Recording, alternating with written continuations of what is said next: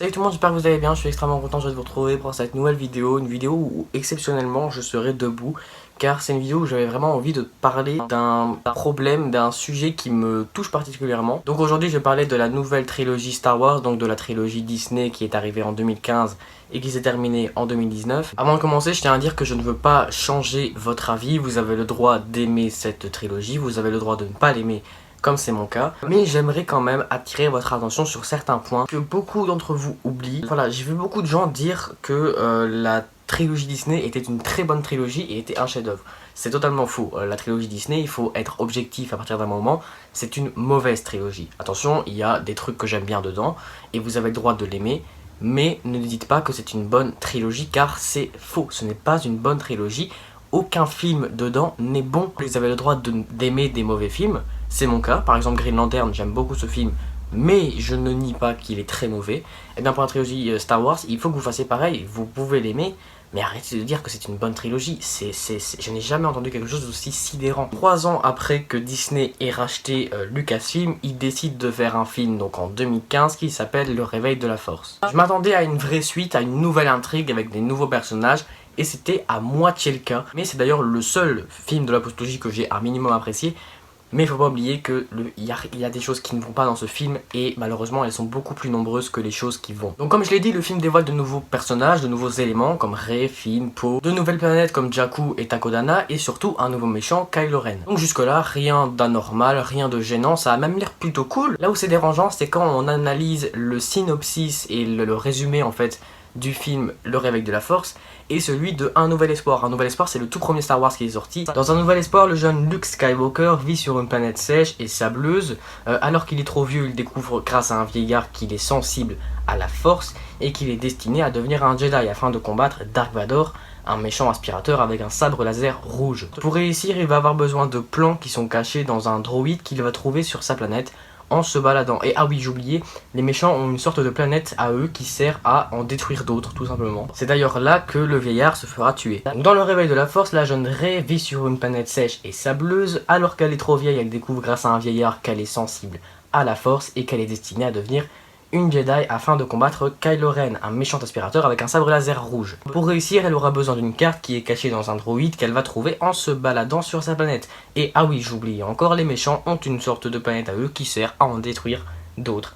C'est d'ailleurs là que le vieillard se fera tuer. Vous l'aurez compris, c'est exactement le même résumé, mais au féminin en fait. Donc en gros, on est sur un copier-coller qui fait très mal. Alors attention, le film, je l'ai bien aimé parce que visuellement il claque, hein, faut pas déconner non plus. Scénaristiquement, ça vole pas haut, puisque comme je viens de vous le dire, c'est exactement le même scénario que pour Un Nouvel Espoir et c'est super dérangeant. Passons à Star Wars 8, Les Derniers Jedi. Donc 2 ans après le succès incroyable et surtout incompréhensible du Réveil de la Force, Disney ajoute donc un film à cette future trilogie, donc Star Wars Les Derniers Jedi, qui est donc l'épisode 8 de la saga. C'est l'un des Star Wars les plus détestés, si ce n'est le Star Wars le plus détesté, et je comprends pourquoi et je vous l'explique. Pour commencer, il faut savoir qu'à cause de l'intrigue du Réveil de la Force, qui était exactement la même que dans Un Nouvel Espoir, bien il n'y avait aucun fil conducteur pour les deux autres films. Par conséquent, ça part très vite en cacahuète. Déjà, à la toute fin de l'épisode 7, on peut apercevoir Luke Skywalker, mais il va falloir attendre 2 ans pour vraiment le voir en action, vraiment avoir son retour dans la saga. Alors attention, hein, j'ai déjà dit que j'aimais bien le Luke Skywalker de maintenant dans ma vidéo, je pense que c'était le top 10 des personnages Star Wars.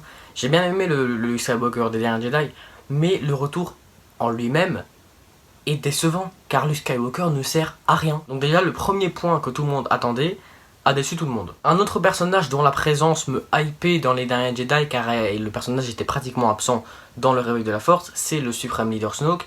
Un retour, ou du moins une présence qui m'a beaucoup déçu.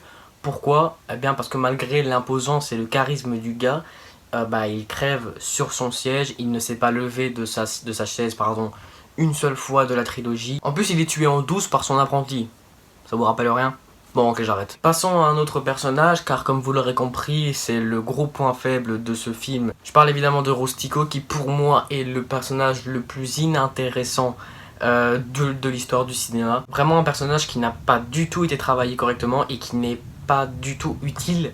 Voilà, on s'en fout complètement d'elle, honnêtement. Je suis sûr, même les fans de la postlogie, ils ont même pas retenu son nom. Passons au dernier film de la trilogie, l'ascension de Skywalker, qui est encore une fois une catastrophe, un peu moins quand même que les derniers Jedi. Les incohérences scénaristiques se suivent à la queue leu et honnêtement, il y en a une qui a vraiment attiré mon attention dans ce film et ça m'a pas du tout fait passer un bon moment devant le retour de Palpatine, évidemment, qui est totalement incohérent avec le retour du Jedi par exemple, où Palpatine meurt clairement, hein, ça se voit, il meurt, c'est tout, point barre, plus parler de lui. Mais non, il revient dans l'ascension de Skywalker, on ne sait d'ailleurs toujours pas comment, toujours pas pourquoi, on ne sait pas comment il a survécu, on ne sait même pas s'il a survécu, ça se trouve c'est un clone, ça se trouve c'est un fantôme, on sait pas. Disney a tout misé sur le fanservice, ils se sont dit, bon, les derniers Jedi ça n'a pas marché, pour l'ascension de Skywalker on va mettre du fanservice, on va mettre Palpatine, tiens, il est mort mais on s'en fout, on va le remettre. Et surtout pour parler du film en lui-même, n'oublions pas que l'ascension de Skywalker c'est quand même la conclusion d'une saga qui dure depuis 40 ans, franchement je m'attendais à une conclusion bien plus, je sais pas moi, une meilleure conclusion, enfin je sais pas, par exemple le combat final avec tous les vaisseaux, enfin je sais pas, ils se sont vraiment pas cassé le cul, et vraiment pour le combat final ça a vraiment fait, bon on fait quoi pour le combat final, bah tiens on va mettre tous les vaisseaux, comme ça on n'a plus rien à faire, hein. On met tous les vaisseaux, les gentils dégomment les méchants en 5 minutes et on n'en parle plus. Encore une fois attention, je ne cherche pas à changer votre avis sur cette trilogie, vous avez le droit de l'aimer. Voilà les gars, c'était déjà la fin de cette vidéo, j'espère qu'elle vous aura plu, ça m'a fait plaisir de vraiment dire ce que je pensais. On se retrouve mardi sur une vidéo où on va encore parler de cinéma mais je vais pas vous en dire plus. D'ici là je vous dis à très bientôt, salut.